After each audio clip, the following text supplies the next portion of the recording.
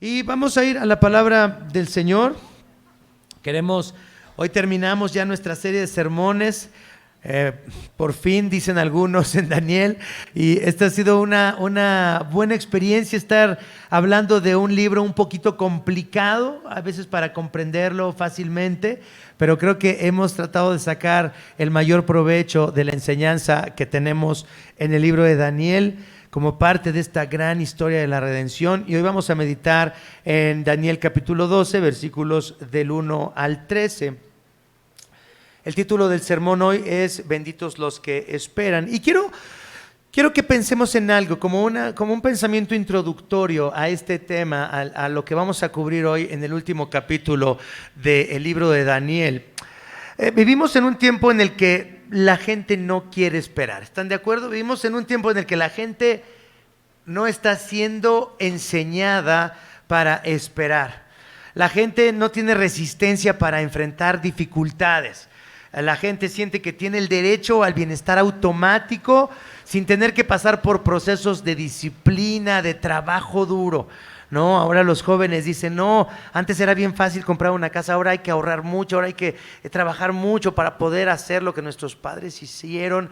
Y no se dan cuenta que sus padres tuvieron que trabajar al mismo tiempo que criaban una familia, al mismo tiempo que iban a la universidad, tenían un trabajo, se acostaban a las 12, 1 de la mañana y se levantaban a las 5 de la mañana y estaban acostumbrados a que la vida era dura. La gente antes, las mamás sabían hace 50, 60, 70 años y para atrás, las madres sabían que iban a tener hijos y era algo normal perder un hijo. Las mujeres sabían y las familias sabían que iban a morir hijos mientras eran pequeñitos. Ahora todos esperamos que nuestros hijos todos lleguen a ver hasta la vejez, ¿no? Todos esperamos que todos nuestros hijos sobrevivan. Sentimos que tenemos ese derecho a tener cosas buenas, a no sufrir, a que nuestros deseos sean satisfechos rápidamente. Por eso vamos por una hamburguesa al lugar donde se hace más rápido la hamburguesa, las papas más rápidas, la maltea más rápida, la coca más rápida, todo. Vamos al lugar donde nos atiendan muy bien. ¿Dónde está la comida yucateca más rápida?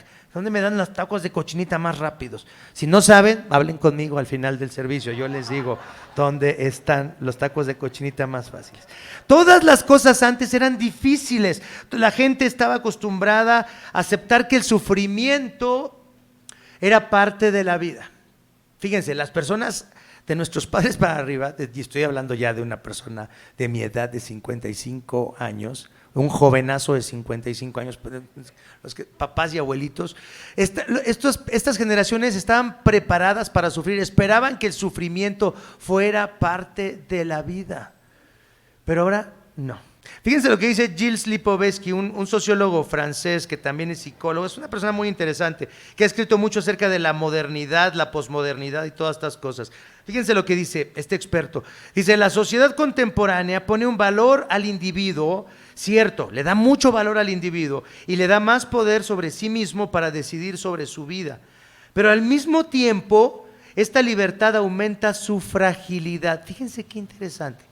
Dice Gilles Lipovetsky, ahora las personas les damos más valor a lo que ellos tienen que decir, a lo que ellos quieren hacer, se les reconoce su derecho a su libertad y sin embargo esto los hace más frágiles. Dice, y esto lo vemos cuando revisamos los índices de depresión o de estrés o de problemas psicológicos y emocionales entre la gente más joven. Hoy los educamos dulcemente, queremos que los niños sean felices y no les preparamos para lo difícil. Y es que en las sociedades antiguas la educación dura te preparaba para vivir en un mundo difícil. También hay una razón estructural. En esas sociedades tradicionales no se plantaban preguntas sobre la organización de la vida, porque todas las cosas se organizaban como lo habían hecho los padres y los abuelos. Hoy las tradiciones han perdido su fuerza y cada uno debe construir su vida desde la educación hasta la alimentación. Y eso es duro. Tú tienes que alimentarte como tú quieres. ¿Quieres ser vegano, mi amor? ¿Quieres comer cosas que no tengan huevo? ¿Quieres comer cosas que no tengan leche? No aguantas la lactosa. ¿Qué quieres, mi amor? ¿Qué te doy para que estés bien? ¿Se dan cuenta? Dice una amiga, un día nos sirve una amiga en Estados Unidos, viene así con su charola de postres y dice: aquí les traigo los postres, son sugar free, son fat free, son taste free. Dice, coman, o sea, no saben a nada estos postres, no tienen azúcar, no tienen grasa, no tienen nada y no saben a nada. Aquí está su postre. Hemos llegado hasta este punto donde tienes que pensar de verdad. Yo no podría ser pastor en los Estados Unidos, en primer lugar porque me demandarían más fácilmente que aquí. Inténtenlo. Pero la verdad es que allá los pastores tienen que tener seguro pastoral. Porque si tú le dices algo a una persona que no le guste, te demanda porque dañaste sus emociones, dañaste su vida por algo que tú le dijiste mal. Y si alguien se cae aquí, nos puede demandar por millones si estaba resbaloso el piso y no le dijimos. Es decir, pero también hay algo interesante con respecto a esto del sufrimiento. Las personas están acostumbradas a que les demos, a que los hagamos sentir bien. Eso es lo que la gente espera de nosotros como pastores, como iglesia. Queremos ir a una iglesia donde nos hagan sentir bien. No queremos que nos confronten con cosas que no queremos oír. No queremos que nos hablen de pecado. No queremos que nos hablen de cosas que no añadan a esta idolatría de la identidad individual y personal. Tú eres un campeón. Tú eres alguien único, tú eres excelente, nunca cambies, piensas chido. Eso es lo que la gente quiere escuchar, eso es lo que la gente quiere oír. Tú eres increíble. Y además estamos de acuerdo con lo que tú hagas y te aceptamos como tú eres y no queremos que cambies, así como estás bien. ¿Ustedes creen que eso realmente demuestra amor? Eso sí, esa forma de querer evitar el sufrimiento a nuestros hijos, esa forma de querer evitar el sufrimiento a la gente que viene a la iglesia y hacer sentir a todo mundo bien, es lo que está destruyendo justamente nuestra sociedad. Porque la gente es tan frágil que ya no puede ni soportar un trabajo difícil, un jefe difícil. No pueden soportar la presión de la vida diaria porque es difícil. Eso es lo que estamos creando en este mundo. En medio de una sociedad así, en donde las personas se sienten estresadas, insatisfechas, temerosas del futuro, debemos recordar lo que la fe cristiana ofrece a las personas que se identifican con este sentir. Fíjense cómo se ha titulado nuestra serie de sermones: ¿Cómo vivir en una sociedad qué? Secular, en una sociedad pagana, más bien dijimos la semana pasada, una sociedad que cree cosas falsas y donde la gente está más estresada, más infeliz, donde hay más problemas psicológicos y emocionales entre los jóvenes. Entonces hoy quiero, como respuesta a esta pregunta, ¿cómo vivir en una sociedad secular?, quiero atender 3 puntos. Número 1, para vivir en esta sociedad secular tenemos que entender el papel del sufrimiento, tenemos que entender el sufrimiento. Número 2, tenemos que esperar la restauración que se ha anunciado. Y número 3, tenemos que confiar en las promesas que Dios nos hace. Entonces tenemos que entender el sufrimiento, esperar la restauración que se nos ha anunciado y confiar en las promesas de Dios. Vamos a ver esto de entender el sufrimiento, porque es importante entender el sufrimiento. Vamos al versículo 1 de Daniel capítulo 12. Entonces empezamos con la reflexión en el texto. Daniel 12, versículo 1, dice: en este tiempo se levantará Miguel, el arcángel que hace guardia sobre tu nación. Entonces habrá un tiempo de angustia como no lo hubo desde que existen las naciones. Sin embargo, en ese momento, cada uno de tu pueblo que tiene el nombre escrito en el libro será rescatado. Entonces vemos primeramente que se habla de un ángel, que es Miguel, que trabaja en bienestar del pueblo de Israel. Entonces aquí tenemos un personaje angelical que trabaja por el bien del pueblo de Israel. Recuerden que el nombre Miguel es un nombre muy bonito. Si quieren ponerle a un hijo Miguel, sí se los autorizamos aquí en la iglesia. Miguel, que significa ¿quién como Dios? ¿Quién es como el Señor? ¿Quién es como el Señor? Dice, hace guardia sobre tu nación. Recuerden que es el mensaje que Cristo le está dando a Daniel cuando está en esta visión ahí frente al río Tigris, y Daniel ve este personaje que tiene un cinto de oro, que sus ojos son refulgentes como una llama de fuego o como un relámpago, y dice entonces este arcángel que es Miguel hace guardia sobre tu nación, y dice, pero habrá un tiempo de angustia como no lo hubo desde que existen las naciones. Fíjense, aparece algo paradójico, pero en este anuncio que se le hace a Daniel, parece que se están diciendo dos cosas. Aquí está Miguel, que protege a tu nación, y sin embargo viene un tiempo, dice, de tal sufrimiento, viene un tiempo de tal angustia como no lo hubo ¿desde cuándo? Desde que existen las naciones. Ah, caray, entonces, Daniel, a ver, Señor, ¿Miguel nos va a cuidar o vamos a sufrir? ¿Cuál es la respuesta correcta? Las dos cosas, exactamente. Ya se están educando, ya saben cuál es la respuesta correcta. Las dos cosas. Si hay alguien que los cuida, si hay alguien que va a estar, yo voy a estar con ustedes. Básicamente, no, lo importante no es Miguel. Recuerden ustedes que los arcángeles y los ángeles en la Biblia, cuando alguien los quiere adorar, cuando alguien quiere orar a ellos, cuando alguien se inclina ante ellos, ¿qué es lo que dicen siempre estos ángeles? No lo hagas, no lo hagas, adora a Dios, nunca me adores a mí. Son servidores del Señor. Pero lo que tenemos que entender en esta profecía es que hay dos cosas que son ciertas. Dios siempre va a cuidar de su pueblo y Dios va a permitir que su pueblo experimente ¿qué? Tiempos de angustia, tiempos de sufrimiento, tiempos difíciles. Y esto es verdad en la historia de la iglesia desde el primer siglo hasta el siglo XXI. Hay veces en que la iglesia es cuidada de tal manera que no sufrimos mucho. Podemos decir que en los últimos 10 años, por ejemplo, de nuestra pequeña iglesia aquí, el Redentor, en la colonia Roma, no hemos sufrido persecución.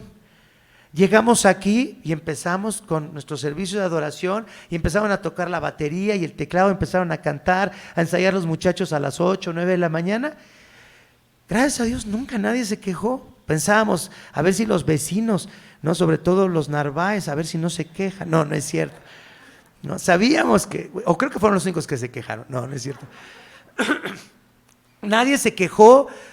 Pudimos trabajar aquí, hemos plantado iglesias en estos 10 años, hemos podido servir a esta comunidad de algunas maneras, con el albergue a San Judas Tadeo, limpiando a veces la calle acá afuera. O sea, hemos podido tener 10 años de servicio, hemos podido tener 10 años de evangelismo, hemos podido tener 10 años de muchas actividades sin que nadie nos persiga, sin que nadie nos haga daño. Pero mientras nosotros estábamos sirviendo aquí en el Redentor, en la colonia Roma en estos 10 años, tenemos que reconocer que hay personas cristianas en nuestro país, en Chiapas, en Oaxaca, en otros lugares de esta ciudad, que han sido perseguidos, que los han corrido de los lugares que han rentado para una iglesia.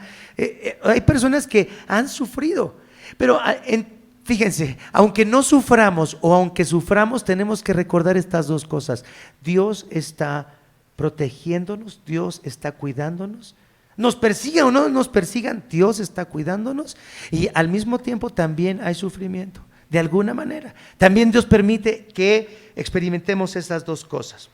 Esta profecía entonces tiene que ver, esta profecía que se le da a Daniel, no solamente tiene que ver con la historia de Israel en el Antiguo Testamento, sino tiene que ver también con el pueblo de Dios en todos los tiempos, porque se dice que va a haber un sufrimiento, una angustia como no la ha habido en otros tiempos. Esto nos tiene que llevar a recordar las palabras. Fíjense, el libro de Daniel tiene una conexión con Mateo capítulo 24 versículos 15 al 21. El libro de Daniel, escrito 6 siglos antes de Cristo, fíjense tiene que ver con esto que se dice en el Nuevo Testamento. Vamos a Mateo capítulo 24 versículos 15 al 21. Esta relación entre estos dos libros, Daniel y el Evangelio de Mateo. Las palabras dichas por Cristo a Daniel ahí en el río Tigris y las palabras dichas por Cristo a sus discípulos en el primer siglo de nuestra era. Qué precioso es ver a Cristo en acción 7 siglos antes de que Él naciera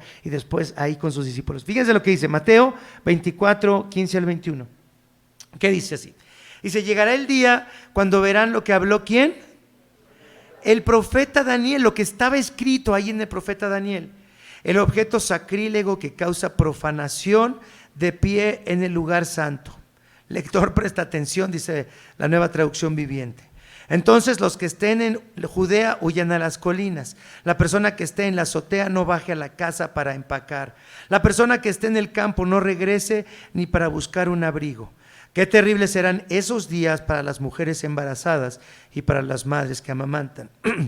Oren para que la huida no sea en invierno o en día de descanso, pues habrá más angustia que en cualquier, ¿qué dice? Otro momento. ¿Desde cuándo?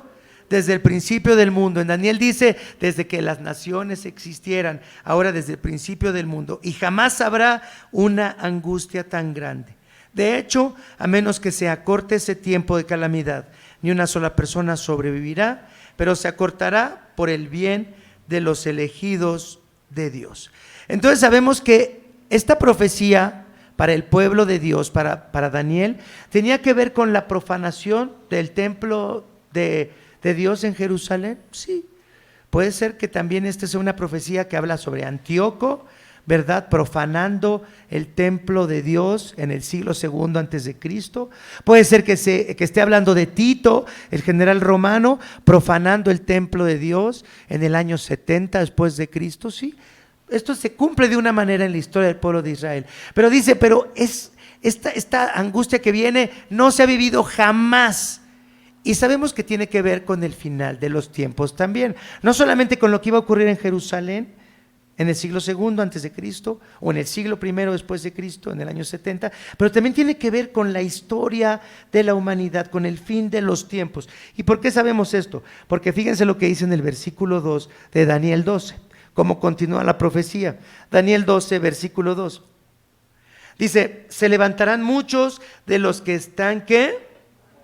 Y enterrados, algunos para vida eterna y otros para vergüenza y deshonra eterna. Entonces tenemos que recordar que esta profecía que se le da a Daniel tiene que ver con los tiempos de esa profecía. Muchas gracias.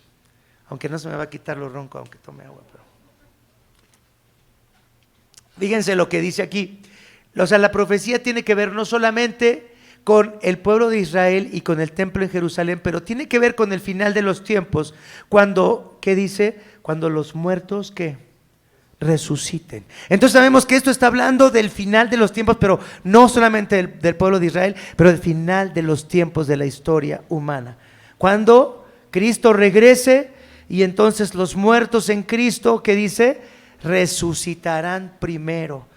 Y los que hayan quedado, dice el apóstol Pablo en Tesalonicenses, que serán tomados, levantados y recibiremos al Señor Jesucristo y seremos transformados y así estaremos con Él. ¿Para cuándo? ¿Por 1000 años? Para siempre, dice, para siempre estaremos así con el Señor. Esta es la profecía que recibió Daniel. Quiero que piensen en algo. Tenía que ver con el pueblo de Dios, del pueblo de Israel en el Antiguo Testamento y con profecías que ya se cumplieron tal vez con Antíoco y con Tito, pero también tienen que ver con profecías que están por cumplirse cuando sea el final de los tiempos. Y tenemos que saber que esto incluye, esta historia de la iglesia incluye el sufrimiento de la iglesia y el sufrimiento de nosotros. ¿Cuánto nos falta sufrir a nosotros como cristianos? Fíjense, estoy hablando de sufrimientos que tienen que ver por causa de Cristo. No estoy hablando de sufrimientos que tienen que ver con, bueno, enfermarnos. Sí, vamos a sufrir si nos enfermamos. Si nos dicen, oiga, Señor, tiene cáncer. Bueno, pues sí voy a sufrir. O si le dicen a mi esposa o a mis hijos, tienes cáncer. Pues sí voy a sufrir de ver a alguien querido que está enfermo. Gracias, Manolo. Sí voy a sufrir y vamos a sufrir el dolor que experimentaremos en nuestros cuerpos. Vamos a sufrir porque nuestras relaciones con los demás van a sufrir quebrantos, sí, en tu matrimonio, en mi matrimonio, con nuestros hijos, con nuestros padres, en la iglesia. Las relaciones van a estar quebrantadas y van a traer sufrimiento en nuestras vidas. Sí, vamos a sufrir de esa manera. Pero realmente aquí tenemos que ver que se habla de un sufrimiento como parte del pueblo de Dios. Es decir, el pueblo de Dios va a ser más perseguido y vamos a sufrir más por causa del nombre de Cristo. Y esto es interesante, y lo habíamos dicho. Si tú no vives como un cristiano todos los días, en medio de donde tú vives, nadie te va a criticar. Nadie te va a decir, ay, pero yo pensé que ustedes los cristianos eran otras personas diferentes, ve cómo eres, ve cómo actúas. Te van a criticar por el simple hecho de declarar que eres cristiano. Pero si tú eres un cristiano de la secreta, como hay muchos, no te preocupes, nunca vas a sufrir persecución, nunca nadie te va a criticar, nunca nadie va a cuestionar tu fe, nunca nadie va a decir, oye, pero ¿qué clase de cristiano eres? Nadie te va a molestar mientras tú seas un cristiano que no se mete con nadie, que no le habla a nadie, que no evangeliza, que nunca vive de acuerdo a sus convicciones, nunca vas a sufrir por causa de Jesús. Pero solamente los que realmente entiendan quiénes son en Cristo, abracen a Cristo y sin pensarlo y sin planearlo den testimonio de su fe en Cristo, van a ser perseguidos y conforme pase el tiempo, más y más difícil va a ser cristiano. Ahorita realmente no nos cuesta nada ser cristiano, ¿estás de acuerdo? No nos cuesta nada ser cristianos. Podemos venir a la iglesia cuando queramos, si queramos, si tenemos tiempo, si no tenemos tiempo. Realmente no hay una urgencia de ser cristiano. Pero se dan cuenta que los primeros cristianos, los que cambiaron el imperio romano, vivían en un mundo en donde ser cristiano y declarar que Cristo era tu Señor. Cristo es curioso, Cristo es el Señor. No hay otro Señor, no es César, no hay otro Señor. Cristo es el Señor. Cuando los cristianos decían eso en el primer siglo, ¿a qué se exponían? A que los mataran, a que los mataran. Eso es lo que les esperaba, la muerte, ¿no? Entonces era necesario estar con otros cristianos, era necesario ir a la iglesia, era necesario orar juntos. Claro que era necesario, pero hoy no es necesario. Ahorita no es necesario que oremos juntos, no hay una urgencia por orar, no hay una urgencia por ir a la iglesia, no hay una urgencia por evangelizar, no hay una urgencia por mantenernos fieles a Jesús, porque ahorita es muy fácil ser cristiano, pero un día va a llegar y entonces sí va a ser necesario que nos reunamos, que estemos tratando de mantenernos todos en la fe, porque va a ser muy difícil mantenerse en la fe en ese tiempo, va a ser algo muy difícil. La profecía entonces anunciada a Daniel nos indica un tiempo de gran sufrimiento que le espera al pueblo de Dios. Vamos a Apocalipsis 13, versículos 5 al 7. Recuerden que el libro de Daniel se puede leer junto con Mateo 24 y se puede leer junto con el libro del Apocalipsis. Es una buena manera de leer Daniel, junto con Mateo 24 y junto con el Apocalipsis. Fíjense lo que dice Apocalipsis capítulo 13, versículos del 5 al 7. Dice, a la bestia. ¿Se dan cuenta que en el libro de Daniel se habla de bestias, sí o no? ¿Se dan cuenta cuántas bestias hay en el libro de Daniel? ¿Y se acuerdan qué son estas bestias? ¿Alguien ya puede decirme qué son, qué significan las bestias? ¿Qué significan? ¿Los qué? Los reinos, las naciones, los imperios, el mundo en contra de Dios, representado obviamente en estas naciones poderosas, en estos reyes poderosos, en estos imperios donde hay poder humano que se opone al poder de Dios, y es exactamente el mismo lenguaje que hay en el Apocalipsis. Las bestias, no te preocupes tanto de la bestia, ahí va a salir así del mar o esto, no, es un poder humano que se va a levantar en oposición a Dios y a su iglesia. Esas son las grandes bestias. Entonces dice, a la bestia, a esta bestia del Apocalipsis que surge del mar, se le permitió decir grandes blasfemias contra Dios. Si tú de pronto dices, oye, ¿por qué Dios no detiene? Si Dios existiera, ¿por qué no detiene a estas bestias que blasfeman contra Dios? ¿Por qué Dios no detiene el mal que hay en el mundo? Es lo que la gente dice. Pero tiene un propósito todo esto. Fíjense, a esta bestia se le permitió decir, ¿qué? Grandes blasfemias contra Dios. ¿Y se le dio qué? Autoridad para hacer todo lo que quiera, todo lo que quiera. Dios le va a dar a los enemigos de él y de su pueblo poder para hacer todo lo que quiera. Esto no tiene sentido. ¿Quién quiere ser cristiano hoy? ¿Quién firma hoy su carta de compromiso de ser cristiano para que vengan estas bestias y blasfemen contra Dios? Y fíjense lo que pasa. Y para que abra la boca con terribles blasfemias contra Dios, maldiciendo su nombre y su habitación, es decir, el lugar de su habitación, su tabernáculo, es decir, a los que habitan en el cielo. Además se le permitió a la bestia hacer guerra ¿contra quién? Contra el pueblo santo de Dios, contra su iglesia. Y dice, y conquistarlo, en la versión Reina Valera, en la nueva versión internacional dice, y vencerlos. ¿Tiene sentido esto o no? ¿Tiene sentido ser cristiano para que Dios te diga, va a haber una bestia que va a vencerlos a ustedes? Oye, pero ¿no estaba Miguel para cuidar del pueblo de Dios? Sí, ahí va a estar Miguel. Cuando la bestia los esté atacando y los esté venciendo, ahí va a estar Miguel. Y yo voy a estar ahí, no se preocupen de Miguel. Yo voy a estar con ustedes mientras los vencen, mientras los destruyen, mientras los matan. Eso es la profecía. yo voy a estar con ustedes mientras los destruyen, mientras los matan, mientras pasan por este periodo de una angustia como nunca va a haber. ¿Quién quiere ser cristiano hoy? ¿No es una religión bonita el cristianismo? No, sí, ¿están entendiendo lo que estoy diciendo? ¿No es una religión bonita el cristianismo? Lo siento mucho si es la primera vez que vienes a una iglesia cristiana y estamos diciendo estas cosas. Oye, ¿en serio? ¿En serio eso creen ustedes? Oye, sí, perdón. Una disculpa. Hoy el pastor se excedió. O sea, no. O sea, es el Apocalipsis. Dice, y le dio autoridad para gobernar sobre todo pueblo, tribu, lengua y nación y vencer al pueblo de Dios. ¿Por qué Dios permite el sufrimiento y por qué Dios ha planeado el sufrimiento para su pueblo? ¿Para qué ha Dios diseñado el sufrimiento? Fíjense, si vamos a Daniel 12, pero vemos el versículo 10, fíjense lo que dice. Daniel 12, versículo 10. ¿Para qué? ¿Cómo que nos vas a cuidar y no nos vas a cuidar? ¿Cómo que nos van a vencer y vas a estar ahí con nosotros? Sí, yo voy a estar ahí con ustedes en medio de lo peor de que les pase, por causa de la fe que ustedes tienen en mí. Daniel 12, 10 dice, mediante estas pruebas, ¿qué dice? Muchos serán purificados, ¿qué más? Limpiados y ¿qué más? Refinados. Es decir, ya no vamos a ver multitudes de cristianos cantando alabanzas y remolineando a Dios o presumiendo de cuánto saben de su fe reformada y cuánta teología saben. Ya no vamos a ver a personas preocupadas por esas cosas. Vamos a ver a personas realmente siendo ¿qué? Purificados, limpiados y refinados. ¿Quién quiere ser purificado, limpiado y refinado? ¿Tú quieres? ¿Tú quieres eso?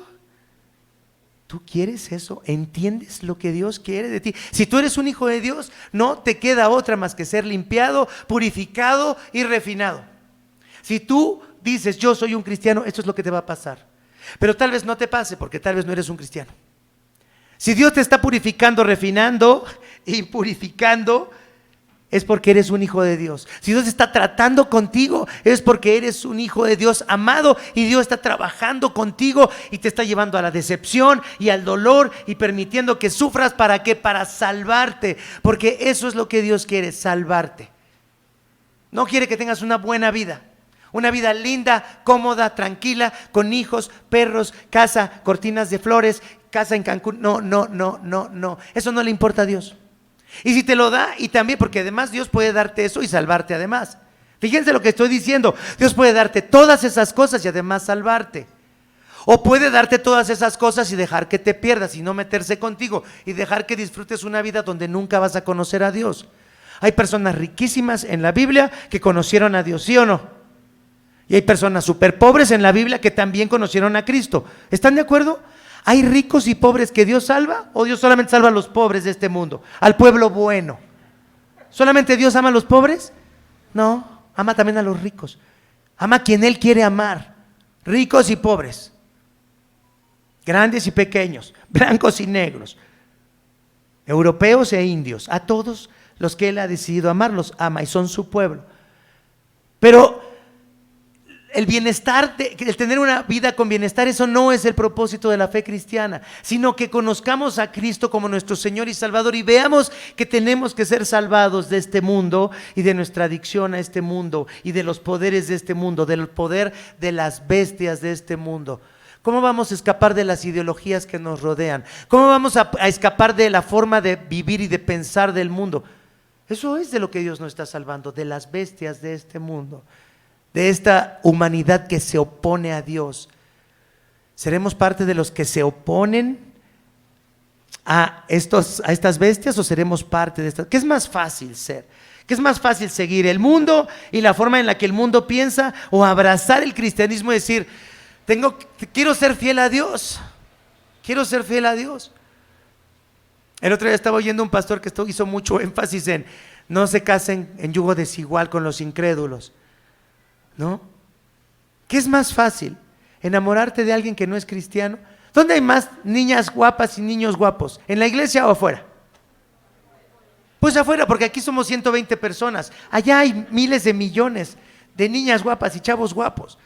O sea, la verdad, Es más fácil casarse con alguien no creyente que alguien creyente. Es mucho más fácil. Pero esa es la cosa, voy a vivir una vida cristiana que implica hacer sacrificios y negarme a mí mismo y sufrir por causa de Cristo, o vivir una vida fácil como la del mundo y abrazar las bestias de este mundo. ¿Qué es más fácil? ¿Se dan cuenta? La profecía de Daniel incluye dos cosas. El cuidado de Dios nunca nos va a faltar, siempre va a estar con nosotros. Pero eso no implica que no vamos a sufrir si queremos realmente seguir a Jesús. Mientras no sigas a Jesús, no vas a sufrir, vas a tener una vida linda. Yo les recomiendo que si buscan prosperidad, salud, una vida tranquila, busquen en otras religiones. Yo se los recomiendo. No soy tan, ¿cómo se dice? No soy tan inteligente para decir esto, ¿verdad? Se lo estoy robando a alguien más inteligente. Es lo que decía C.S. Lewis, ¿verdad? Yo no les recomiendo el cristianismo si quieren una vida linda. Les recomiendo otras religiones. Practiquen el budismo, la meditación, adoren ángeles, ofrézcanle manzanas, canela, cosas así. Y sus vidas van a funcionar bastante bien.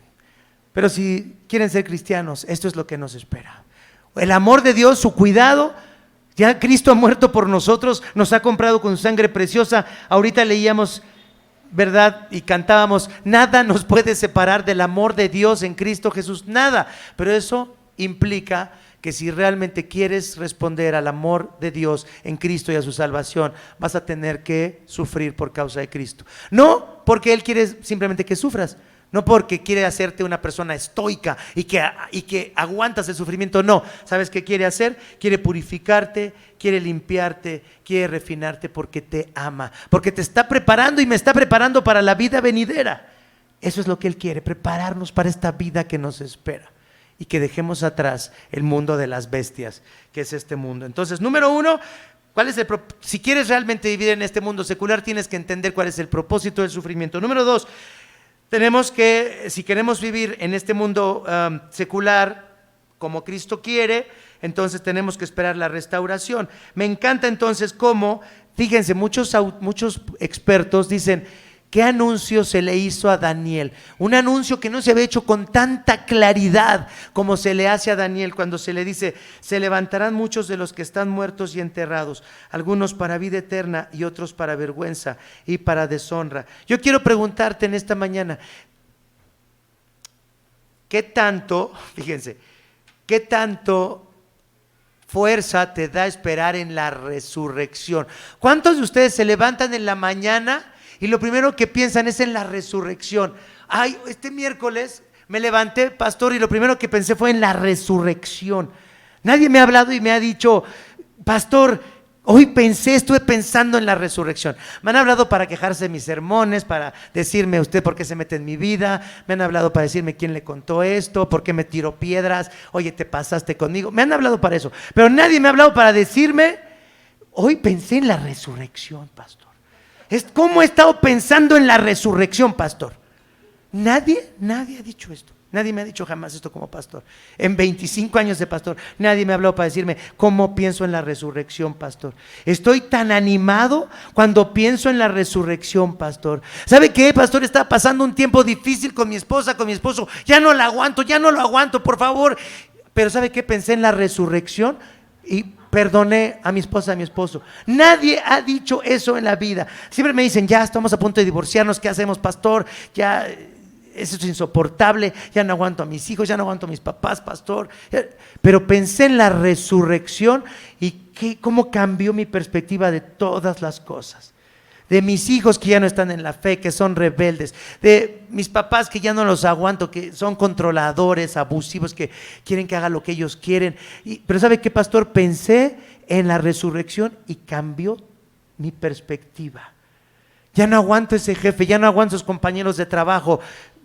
Y sin embargo, pensé en la resurrección y ahora veo de una manera distinta a mi jefe, a mis compañeros en el trabajo.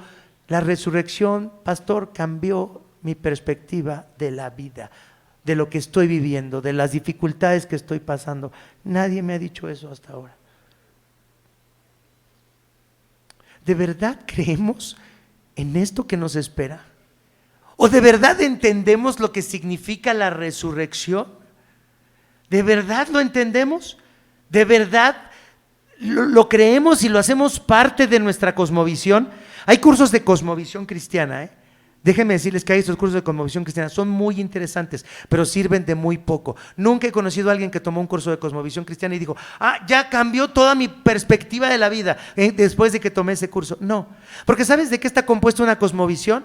Está compuesto de creencias y de cosas que tú piensas y valoras, pero que no estás consciente de esas cosas que valoras y que crees profundamente, pero no estás consciente de ellas.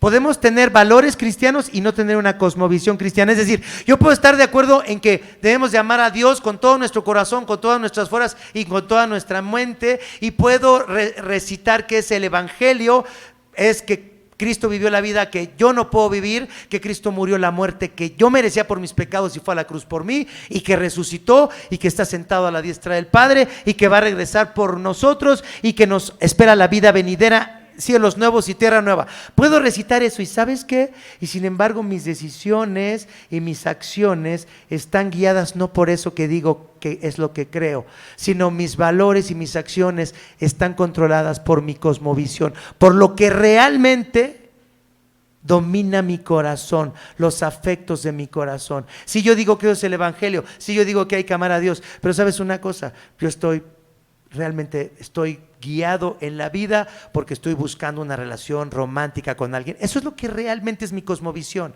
Buscar a alguien que me guste y que me haga feliz y que yo viva una vida romántica increíble con esa persona única y que me va a hacer feliz y que vamos a siempre estar apasionados y vamos a tener una intimidad increíble y el sexo va a ser increíble y la pasión va a crecer con los años, vamos a tener hijos y vamos a hacer esto. Eso es lo que quiero, eso es lo que estoy buscando en una relación. Entonces tú puedes decir que tienes una cosmovisión cristiana y sin embargo tu corazón no le importa esa cosmovisión cristiana que te enseñaron en un curso de cosmovisión cristiana. Tú estás guiado por tus pasiones, por tus deseos, por tu lujuria o por tu codicia o por tus ganas de que los demás te reconozcan o por tus inseguridades o por cosas que quieres lograr y que te traigan el reconocimiento de los demás. ¿Te das cuenta?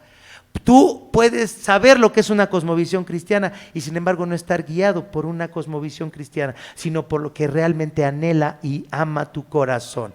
Tu dinero, tu carrera, tu casa, tus hijos, tus papás, tu raza. Nosotros venimos, no somos indios aquí de México. Mis papás vinieron ¿de dónde vinieron tus papás? Dijiste la otra vez. De Asturias o de dónde, no, o sea, no sé, ¿te das cuenta? Podemos poner nuestra identidad y nuestro valor en algo de este mundo, aunque sepamos cómo debería ser una cosmovisión cristiana, pero eso no nos está guiando, nos están guiando las cosas de este mundo, los valores de este mundo, las cosas que valoramos de este mundo y que el mundo valora, que las bestias de este mundo han establecido como que es la forma de vivir, y no hemos escapado de esas bestias, a veces nada más las hemos maquillado de espiritualidad cristiana y de versículos bíblicos, pero en realidad seguimos convencidos y creyendo y buscando las cosas de este mundo en nuestro corazón. ¿Se entiende lo que estoy diciendo? ¿O no se entiende?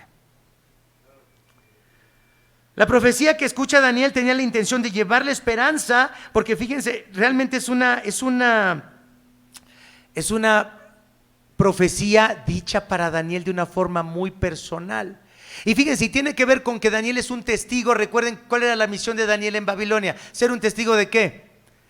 Del único Dios verdadero, porque fíjense lo que dice en el versículo 3: los sabios resplandecerán tan brillantes como el cielo en esta restauración de todas las cosas, en esta resurrección de los muertos, y quienes conducen a muchos a la justicia brillarán como estrellas para siempre. ¿Qué se esperaba de Daniel? Que condujera ¿a quién? A muchos a la justicia, es decir, a la fe del Dios verdadero. Y dice, y ellos brillarán como estrellas para siempre. Yo te pregunto, ¿a cuántas personas estás conduciendo a la justicia? ¿A cuántas personas estás conduciendo a Cristo? No estoy hablando de cuántas campañas evangelísticas hacemos, estoy hablando de cuántas personas por tu testimonio sencillo, tranquilo, humilde, por cuántas veces los has invitado a comer a estas personas extrañas, estas personas que no son cristianas, pero saben que tú eres una persona generosa, que eres un vecino bueno, que has compartido tu mesa con ellos. Simplemente, a lo mejor todavía no vienen a Cristo, pero ya han escuchado de la fe en Cristo. Ese es el trabajo tuyo, no que se conviertan, pero anunciarles que hay esperanza, que hay vida eterna en Cristo Jesús. ¿Estás utilizando tu vida para esto?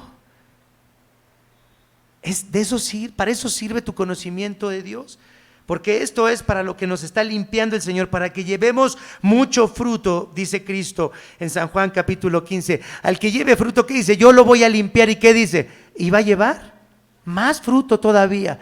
Pero como dice también, al que ya le dimos los talentos y fue y los escondió, dice, hasta eso que se le dio se le va a quitar, porque no sirve de nada. Lo que le he dado no sirve de nada, ya lo escondió ahí.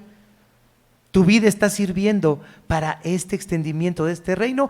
Daniel estaba en Babilonia, estaba recibiendo la promesa de que un día las cosas van a ser restauradas para darle esperanza. Y tú y yo necesitamos tener esperanza en esa restauración de las cosas. Pero mientras que estamos aquí, ¿de qué debemos de servir? Para anunciar esto que viene, esto que la gente necesita oír. Número 3, vamos entonces al punto número 3, que dice, entonces, ¿qué dice? Tenemos que confiar ¿en qué? En las promesas. Entonces, número 1, tenemos que entender por qué Dios permite el sufrimiento. Número 2, tenemos que esperar en la restauración de todas las cosas y pensar en esa restauración. Y número 3, confiar en las promesas.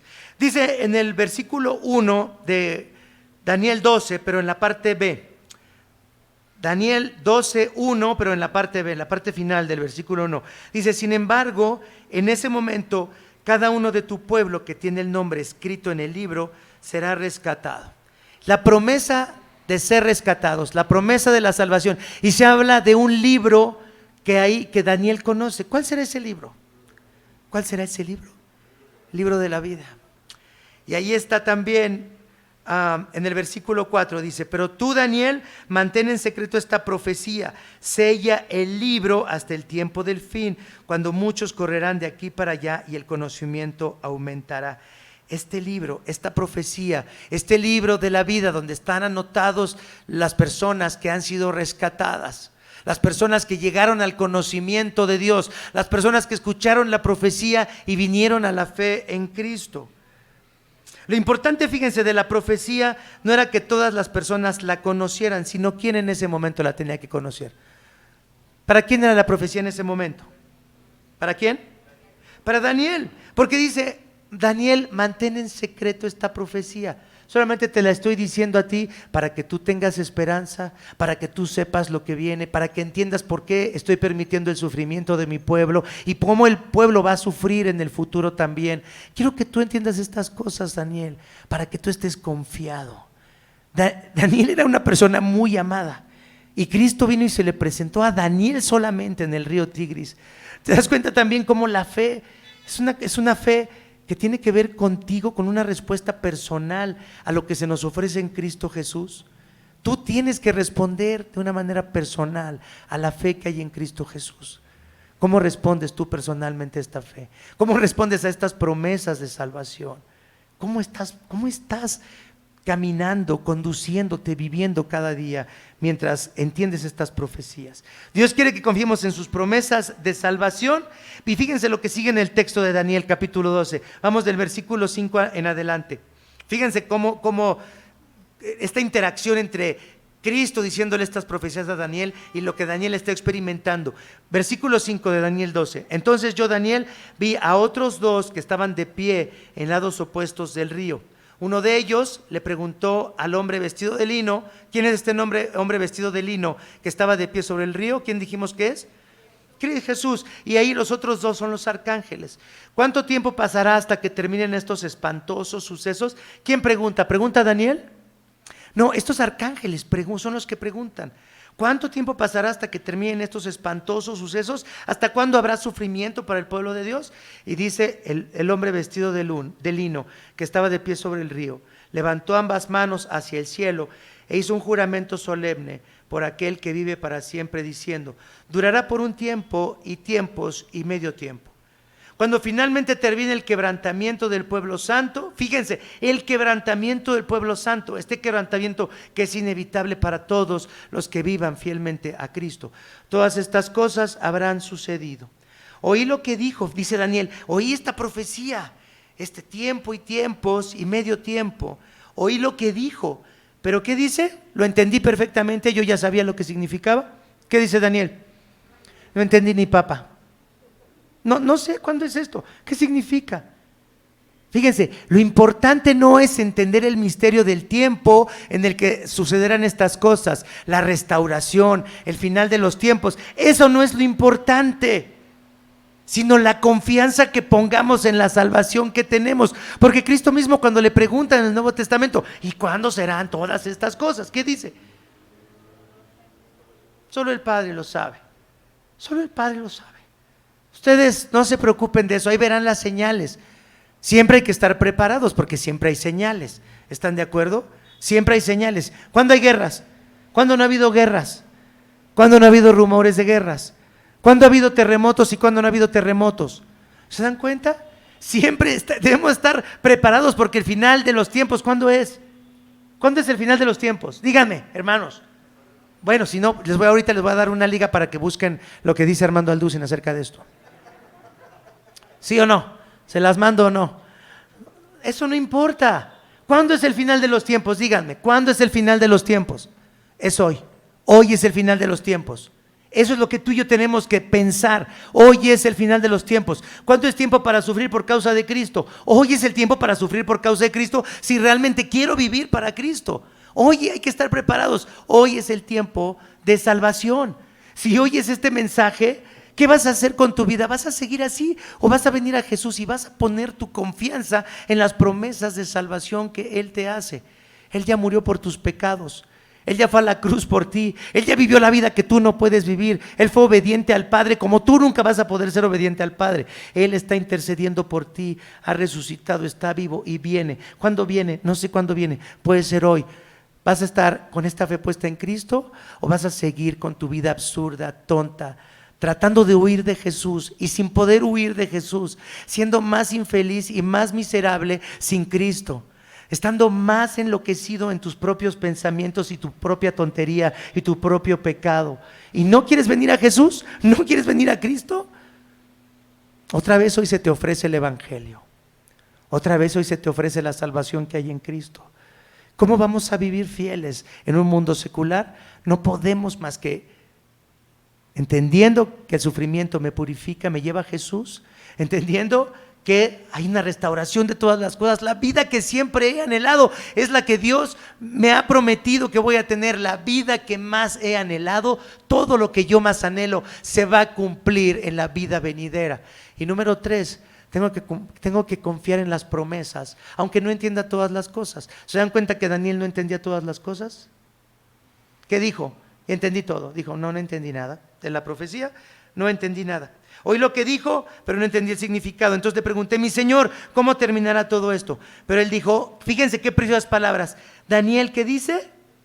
Vete ya, porque lo que he dicho se mantendrá en secreto y sellado hasta el tiempo del fin. Y se mantuvo en secreto, pero ahora nosotros hemos visto que se han cumplido ya estas profecías. Se cumplieron allá con Antíoco, se cumplieron con Tito, se cumplieron en Jerusalén, se siguen cumpliendo con la iglesia perseguida y se van a seguir cumpliendo hasta que el Señor venga. Daniel, vete ya, porque esto se mantendrá en secreto. Qué precioso es esto. Y fíjense cómo termina el versículo 12. Benditos sean los que esperen y permanezcan hasta el fin. Bueno, voy a leer estos números raros también. Versículo 11 y 12 de Daniel 12. Desde el momento en que se detengan los sacrificios diarios y coloquen el objeto sacrílego que causa profanación para ser adorado, habrá 1290 días. Dice, benditos sean los que esperen y permanezcan hasta el fin de los 1335 días. Todos los teólogos y los grandes expertos se han preguntado, ¿qué significan estos 1290 días, estos 1335 días? Significan la profanación del tiempo por Antíoco, por Tito. No estamos muy seguros, sí, tienen que ver con específicamente el templo de Jerusalén, sí, pero déjenme decirles una cosa. Benditos sean los que esperen y permanezcan hasta el fin de los 1335 días. Benditos sean los que esperen y permanezcan hasta el fin. Cuando estaba preparando este sermón, estaba recordando cuando a los 19 años me hice cristiano y escuché muchos himnos que me causaban sorpresa por lo que decían, pero hay un himno muy bonito, no lo voy a cantar, no crean que tienen tanta suerte, solamente mi esposa ha oído mi dulce voz, pero decía este himno que me encanta y creo que es esto, dice algo muy importante para este día, para terminar esta meditación en Daniel. Dice: firmes y adelante, huestes de la fe, sin temor alguno, que Jesús nos ve. Firmes y adelante, huestes de la fe, es decir, los que tienen su fe puesta en Cristo sin temor alguno. ¿Por qué? ¿Por qué nos tienen que decir que no temamos? Porque vamos a temer, porque vamos a sentir miedo, porque vamos a sufrir por causa de Cristo. Firmes y adelante, huestes de la fe, sin temor alguno, que Jesús nos ve. No solamente está Miguel ahí, está Jesús con nosotros. Él dijo: yo les prometo que voy a estar con ustedes todos los días. ¿Hasta cuándo? Hasta el fin del mundo. Esa es la esperanza, esa es la confianza que debemos de tener. Cristo Jesús ha vencido. Eso es lo que tenemos que recordar en este día. El libro de Daniel es un libro precioso, de promesas que tenemos que recordar, de la fidelidad de Dios, de su amor por nosotros. Vamos a orar. Padre Santo, te damos muchas gracias. Estamos agradecidos de que nos invites, Señor, a escapar de este mundo, de las bestias de este mundo que dominan a las personas con sus mentiras. Pero nosotros hemos escapado ya de este mundo porque hemos puesto nuestra fe y nuestra confianza en Cristo. Y aunque seamos destruidos y seamos vencidos por este mundo, aparentemente, en realidad nadie nos puede quitar lo que tenemos en Cristo, porque en Cristo Jesús somos más que victoriosos, porque nada nos podrá apartar de su amor. Ni los ángeles, ni las potestades, ni ninguna otra cosa creada, ni el hambre, ni la desnudez. Nada podrá separarnos del amor que tenemos en Cristo Jesús. Gracias, Padre, porque estas profecías de Daniel quedaron selladas por un tiempo, pero ahora nosotros entendemos de qué trataban estas profecías, cómo se dejó de sacrificar en el templo de Jerusalén, cómo ya nada más hay un sacrificio, que es el sacrificio de Cristo, y no necesitamos otro sacrificio, porque ese sacrificio quita los pecados de este mundo. Gracias por el Cordero de Dios que quita el pecado del mundo. Gracias por las promesas de la vida eterna, de la vida que nos espera en Cristo Jesús. Padre, oro para que todos los que escuchen este mensaje puedan renunciar a las mentiras de este mundo y puedan abrazarse de Cristo y puedan arrepentirse de su pecado y puedan venir a Jesús y hallar consuelo en Cristo, en su amor, en su perdón, en las promesas de la vida eterna. Oramos, Padre amoroso, en ese nombre precioso. Amén.